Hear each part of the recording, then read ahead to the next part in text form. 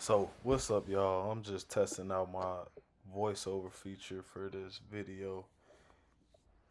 The first thing that I'm trying to share with y'all is the high fade haircut. This is one of my favorite clients right here. So, I pretty much just set up my tripod and got it rolling. I asked my friends for a little bit of advice on getting started on making content for y'all. So, what they told me is just the simplest thing to do and the easiest way to get started is to just make it as easy as possible. So I set up my camera. I'm definitely not gonna worry about getting multiple angles, and then I'm gonna just play with the tools that I have at my disposal. So jumping right into it, as you can see, the first thing that I do is go ahead and debulk everything. And with him having waves, I usually do one or two things. I'm gonna either go with a one guard for probably like thicker hair or more coarse hair. I'll take it down to a one. If the hair is a little bit looser, more fine, I'll try to leave a little bit of length and go with maybe a one and a half or a two. So the looser the curl, the bigger the guard for waiver. So the highest I'll even ever go up to with a waiver is probably a three guard.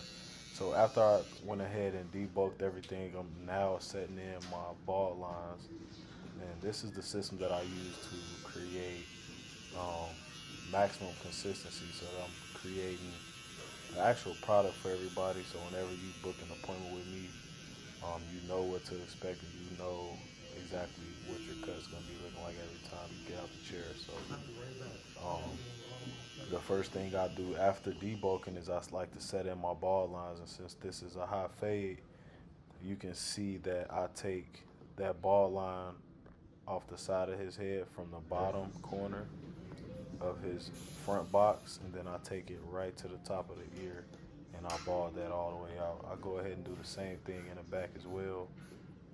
Ball line, very clean. And setting these lines, as you can probably see it in the mirror as well. I'll figure out a way to zoom in on that part so you can see the back. But balding out your guidelines is what makes for the cleanest and most long-lasting haircuts.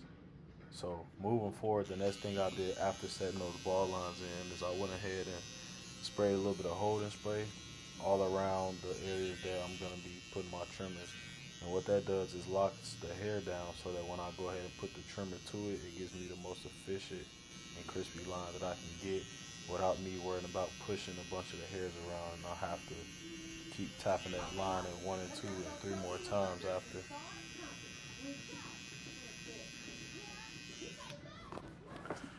So, um, this is me just setting in the back lines. I also like to line up everything. And another way that well, I guess one way that I like to save time is to utilize whatever tool is in my hand to its maximum potential. So while I'm setting in ball lines, I'm gonna go ahead and line up the neck area. I might even line up, do a rough draft on the front line. Um, and I'll also go ahead and clean up any extra facial hairs, anything like that, just to maximize my time. So I'm not picking up and putting down my tools a lot throughout the haircut. So it's about maximum efficiency when we're doing these haircuts. I like to push my haircuts out in 30 minutes and maximize my day because I have my systems down pat. So now I'm going right into taking that line out. The first thing you'll see me do is create a guideline that's about a finger's thickness above the ball line that I just made.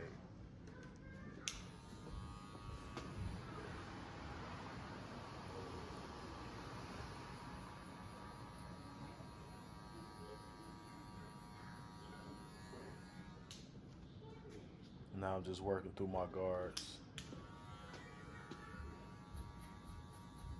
After I take out that first, after I set in that first guideline, I might just go ahead and take it out. But the next phase of this fade, I'll probably jump to the one guard and I'll make another guideline above that, the same as before, finger's thickness.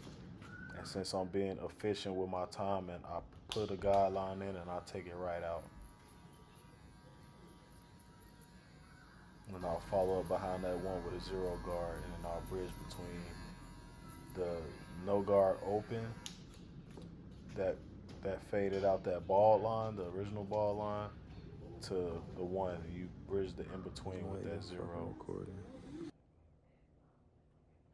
So now I'm gonna just go ahead and time lapse it and run through this full process so you can see how it all comes together. Now I'll go ahead and throw that crispy line on there. That really frames it up and ties it all together.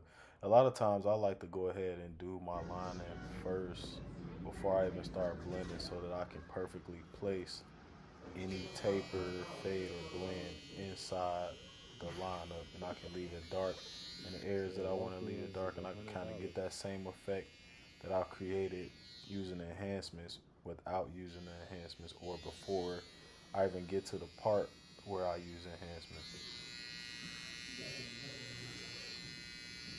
Huh?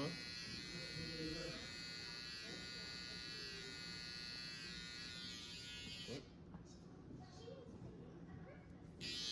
Nah, that's when you walked in.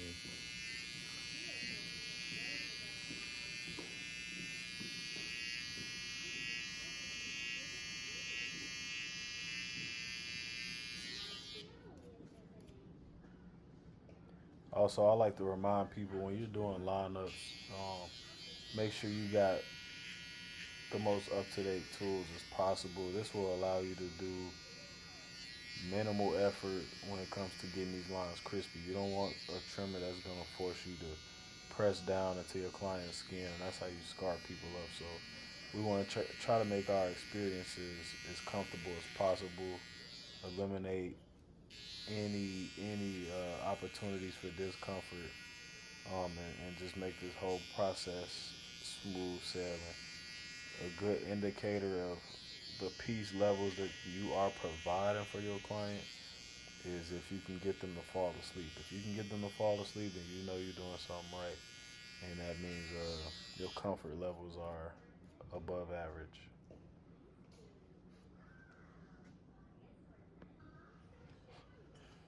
Okay. Now, man, that's a crispy haircut right there. I like to check for symmetry. I like to make sure that my blends are, pretty much matching on both sides. If I check that mirror and I see things are not looking balanced, that is an opportunity for me to go ahead and fix that. But from this point of view, as you can see, man, this boy's looking icy. Definitely got him crowned up, and since he light skinned, he act different when he's walking up out that shop with that fresh haircut. There's just something about it, man. I don't even know. But that's what I do it for. I like to see those reactions. I like to see people flames light back up after they look in the mirror and they see they reclaim glory. Because we kind of forget who we are without that haircut. And I'm a victim of it myself. So this is what it's all about right here. And when I flip them around, that's for y'all. Y'all can go ahead and check that out.